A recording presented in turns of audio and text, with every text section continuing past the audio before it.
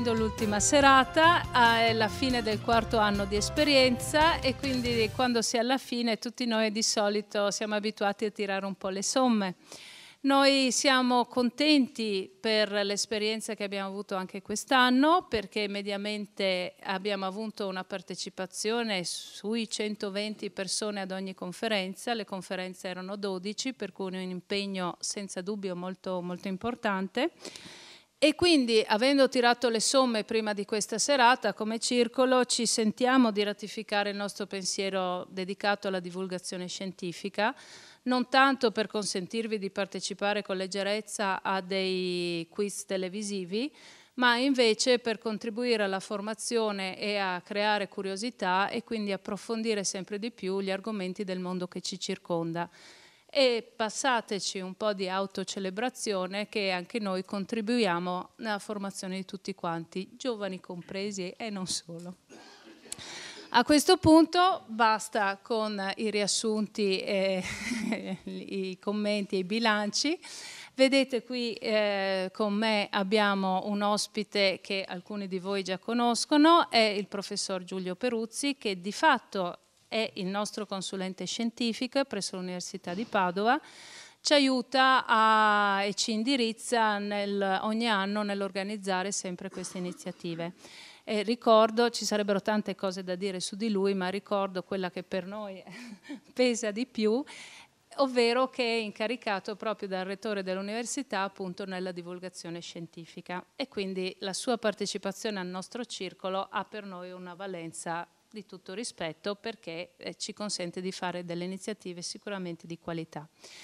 A questo punto lascio a lui la parola, perché questa sera sarà lui a presentare l'ultima ospite della nostra serata con un argomento che sicuramente colpirà tutti quanti. Buona serata e buon ascolto.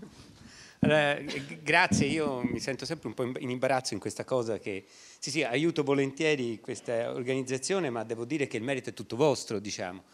E come ho già notato altre volte è singolare che appunto si riescano a fare queste iniziative e ad avere una risposta così continuata nel tempo riguardanti la crescita di cultura scientifica in un paese in cui la cultura scientifica diffusa è relativamente bassa. Una considerazione che si era già fatta altre volte qui come altrove è che in realtà la domanda di cultura scientifica cresce, ma l'offerta di iniziative come queste in realtà non è pari alla domanda, e quindi tanto più in periferia, perché nelle città le cose si diluiscono, si disperdono di più, ma nelle zone come queste che sembrano un pochino più attente alle iniziative che vengono svolte, la possibilità di offrire una informazione scientifica di buon livello, non banalizzata, è una cosa che viene incontro a una domanda delle persone, che in realtà oggi si rendono sempre più conto che per essere cittadini responsabili in una democrazia, dove si vorrebbe essere anche consapevoli delle scelte che non sempre noi, ma casomai altri prendono per noi, però vorremmo sapere e capire che cosa stanno facendo, bisogna per forza imparare a confrontarsi con quella che è una delle massime espressioni della cultura umana, che è proprio quella della cultura scientifica. Detto questo, sul ciclo di quest'anno mi sembra che, ora io non sapevo tutte le statistiche di quanta gente è venuta e come, però appunto anche quest'anno come l'anno scorso un tema anche abbastanza difficile, che vi ha permesso però di avere una panoramica su diversi aspetti della ricerca scientifica, in particolare fisica, e poi con gli eventi speciali anche di altro genere, tecnologica o biologica. E nell'ambito della ricerca fisica, e così vengo a Marina che appunto è la relatrice di stasera e smetto di parlare io, e nell'ambito della ricerca fisica ci sono due settori, se vogliamo dividerla, ce ne sono tanti, ma insomma, c'è un settore di ricerca fondamentale legato alla fisica delle alte energie, che qui è stato rappresentato per esempio da Tony Masiero, che è vicepresidente dell'NFN, o nell'ambito della fisica astroparticellare o cosmologica, Sabino Matarrese, e quello è un settore di ricerca che di solito appunto ha avuto un grande sviluppo dopo il secondo conflitto mondiale e ha segnato una riorganizzazione di ricerca scientifica che oggi viene chiamata Big Science. Esiste però accanto a questo settore della scienza in grande, dove migliaia di persone lavorano intorno a macchine come quelle di cui vi ha parlato Masiero, l'LHC di Ginevra che tutti conoscono, esiste una parte di fisica che appunto viene chiamata small science, va bene, di cui appunto fa parte la ricerca in fisica dello stato solido nella struttura della materia, in queste proprietà come conduttività, quindi proprietà di conducibilità dei diversi materiali, di cui stasera parlerà, in particolare con proprietà particolari come quelle che riguardano la superconduttività. Questa scienza in piccolo in realtà, che quindi tradizionalmente ha avuto bisogno di gruppi meno articolati, meno enormi come quelle delle alte energie, ha avuto anche meno finanziamenti per un lungo periodo, è in realtà quella da cui sono venute ultimamente le maggiori scoperte in vari ambiti della scienza dello stato solido, tanto che se guardate gli ultimi premi Nobel in ambito fisico sono più in questo settore che nel settore che tradizionalmente era stato premiato dalla fisica, quindi nel settore dello stato solido. E poi è una parte della scienza fisica che è molto vicina, come piace tanto oggi alla nostra classe politica che non capisce niente di nulla, però almeno di questo capisce, è molto vicina ad applicazioni anche a breve periodo. E la questione di cui parlerà appunto Marina Putti, che ora dico due parole su chi è, da dove viene, ma poi gli lascio la parola, appunto si è laureata, eravamo insieme compagni di corso, è per questo che la conosco bene, a Firenze in fisica con una tesi proprio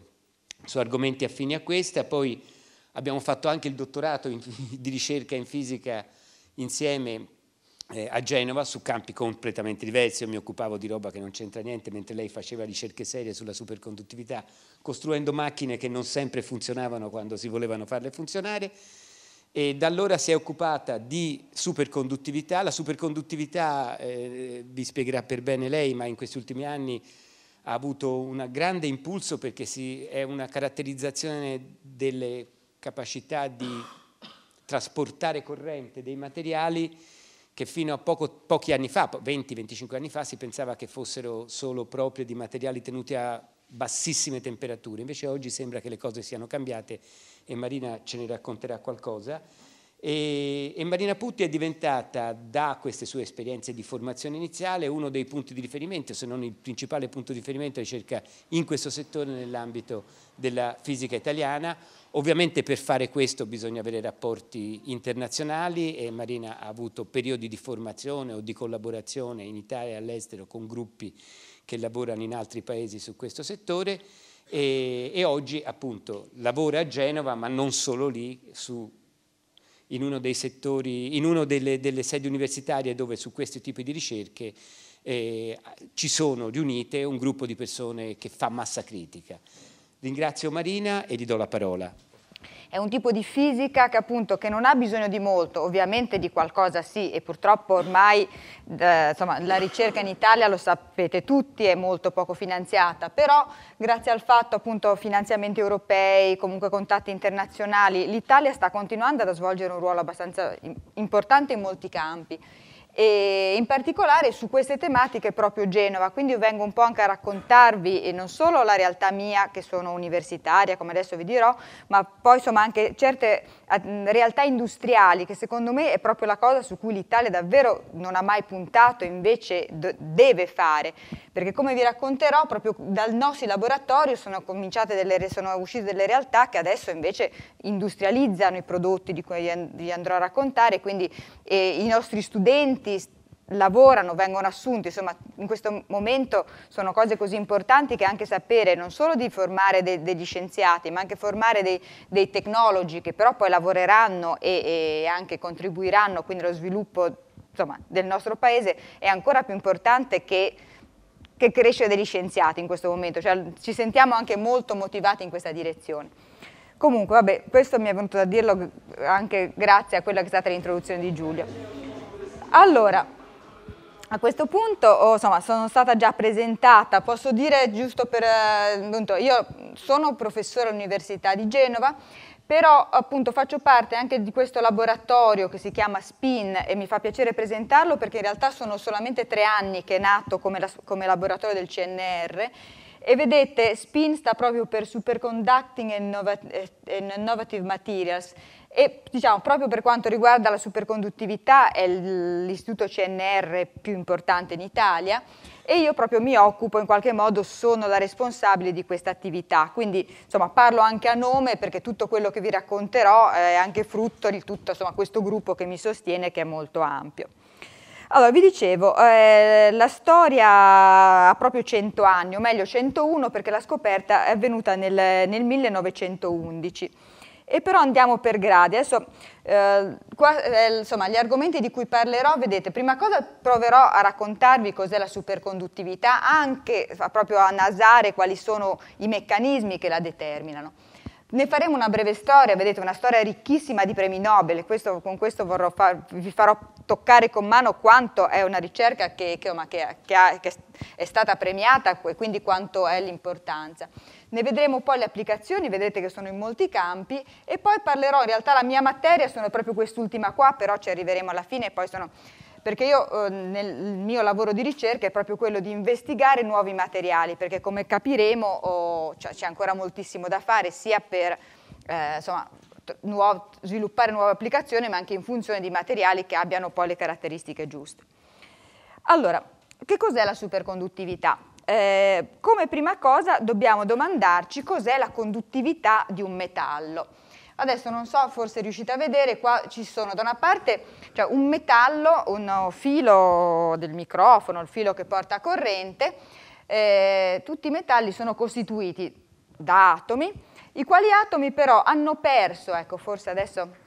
voi vedete meglio, gli atomi hanno perso l'elettrone, gli elettroni più esterni, sono rimasti, vedete quelli rossi sono gli ioni positivi dopo che hanno perso gli elettroni, e gli elettroni sono liberi di muoversi attraverso tutto il metallo.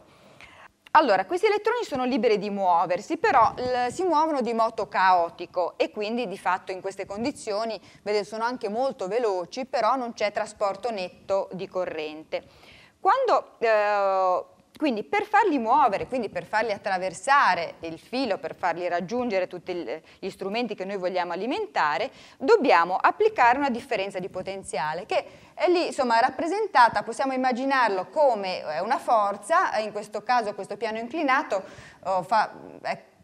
agisce come, ovviamente è una forza di tipo elettrico, ma insomma se quelle invece fossero palline invece che non cariche, avremmo bisogno proprio della forza peso, e quindi di un piano inclinato che li fa muovere. Quello che però succede è che una volta che immaginate di aver appunto messo in moto delle palline, quando però il piano non è più inclinato, rimane e diventa piatto, non c'è più la forza peso, allora noi sappiamo le palline dopo un po' si fermeranno, e questo è dovuto a meccanismi di attrito, nel caso delle palline che per esempio rotolano sul pavimento. Ma anche gli elettroni hanno lo stesso problema, cioè una volta messi in moto, in realtà dopo un po' si fermeranno a causa di urti, di interazioni. Allora, inizialmente uno potrebbe pensare con gli stessi ioni del reticolo. Qua invece c'è una cosa molto bella, che è insomma, alla base del comportamento microscopico degli elettroni, che siccome gli elettroni, tutti gli atomi, forse già sapete, stanno in posizioni ben precise in un reticolo ordinato, quindi gli elettroni in pratica sanno dove stanno gli atomi e li evitano, quindi in realtà loro non urterebbero con gli ioni del reticolo, se non che quegli stessi ioni però si agitano a causa quando aumentiamo la temperatura, ecco che quindi invece gli ioni che vibrano diventano un grosso, limitano il moto degli elettroni e insomma in pratica ogni urto può